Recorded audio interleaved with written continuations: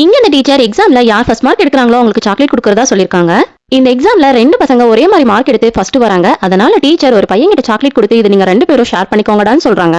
ரெண்டு பேரும் ஸ்கூல் முடிஞ்சு வீட்டுக்கு போகும்போது அந்த பையன் அவனோட ஃப்ரெண்டு கிட்ட நம்ம ரெண்டு பேரும் இந்த சாக்லேட்டை ஷேர் பண்ணிக்கலாமான்னு கேக்குறான். அதுக்கு அந்த பையன் நான் உங்க கூட எல்லாம் ஷேர் பண்ணிக்க மாட்டேன், ரெண்டு பேரும் ஒரே மார்க் தானே எடுத்தோம், நெக்ஸ்ட் டைம் யார் எக்ஸ்ட்ரா மார்க் எடுத்து சாக்லேட் வாங்குறாங்கன்னு பாக்கலாமான்னு கேக்குறான். அதுக்கு இவனும் ஓகேன்னு சொல்றான். இந்த பையனும் வீட்டுக்கு போனதும் வீட்டுல இருக்கிற டாய்ஸ் எல்லாம் வச்சு விளையாடாம அதெல்லாம் தள்ளி வச்சுட்டு புக் எடுத்து வச்சு படிக்க ஆரம்பிக்கிறான். ஸ்கூல்ல பிடி பீரியட்ல எல்லாரும் விளையாட போறாங்க. ஆனா இவன் மட்டும் எனக்கு வயிறு வலிக்குதுன்னு சொல்லிட்டு அப்பவும் படிச்சிட்டு இருக்கான். கோவிலுக்கு போய் சாமி கிட்ட வேண்டிட்டு அங்க இருக்கிற செவத்துல நான் தான் ஃபர்ஸ்ட் வரணும்னு சொல்லி எழுதி வச்சுட்டு வரான். அது மட்டும் இல்லாம சாப்பிட்டா கூட டைம் வேஸ்ட் ஆகும் அவங்க அம்மா ஓட்ட சொல்லிட்டு அந்த டைம்ல கூட படிச்சுட்டே இருக்கிறான். ஆனா இன்னொரு பையன் ஜாலியா விளையாடிக்கிட்டே டிவி பாத்துக்கிட்டு அதுக்கப்புறம் படிக்கிறான்.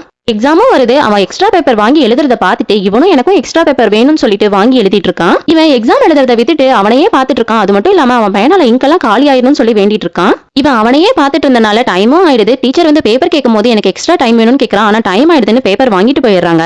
எக்ஸாம் ரிசல்ட்டும் வருது. திரும்ப அந்த பையனே ஃபர்ஸ்ட் மார்க் எடுத்து சாக்லேட்டும் வாங்கிடுறான். இதை பாக்குற அந்த பையனுக்கு ரொம்ப கஷ்டமா இருக்குது. இவன் அவன் பின்னாடியே ஃபாலோ பண்ணிக்கிட்டே போறான். இவனும் கோயிலுக்கு போயிட்டு சாமி கும்பிட்டுட்டு அங்க இருக்கிற செவத்தை பார்த்தா அவனோட ஃப்ரெண்ட் அவனோட பேரை எழுதி வச்சிருக்கிறத பாக்குறான். ரோட்ல பெயிண்ட் அடிச்சிட்டு இருக்கிற ஒரு அண்ணா கிட்ட பெயிண்ட் வாங்கிட்டு வந்து அவனும் கோயிலோட செவத்து ஃபுல்லோ பெயிண்ட் அடிக்கிறான். அந்த கோயில் பூசாரியோ இவனுக்கு கை கொடுத்து பாராட்டிட்டு நீங்க பேர் எழுதுறதுக்காக அங்க போர்டு வச்சிருக்கிறேன்னு சொல்றாரு. இவனும் அந்த போர்டுல அவனோட ஃப்ரெண்டோட பேரை தான் எழுதி வைக்கிறான். இதை பாக்குற அவன் ஃப்ரெண்டுக்கு ரொம்ப சந்தோஷமா இருக்குது. இப்பதான் அவன் இவனோட உண்மையான ஃப்ரெண்ட்ஷிப் என்னன்னு புரிஞ்சுக்கிறான். இதனால அவன் கிட்ட போயிட்டு நெக்ஸ்ட் எக்ஸாம்க்கு நம்ம ரெண்டு பேரும் சேர்ந்து படிக்கலாமான்னு கேட்கறான். இவனும் ஓகேன்னு சொல்றான். இவங்க ரெண்டு பேரும் ஜாலியா தோள் மேல கை போட்டுக்கிட்டே வீட்டுக்கு போறாங்க.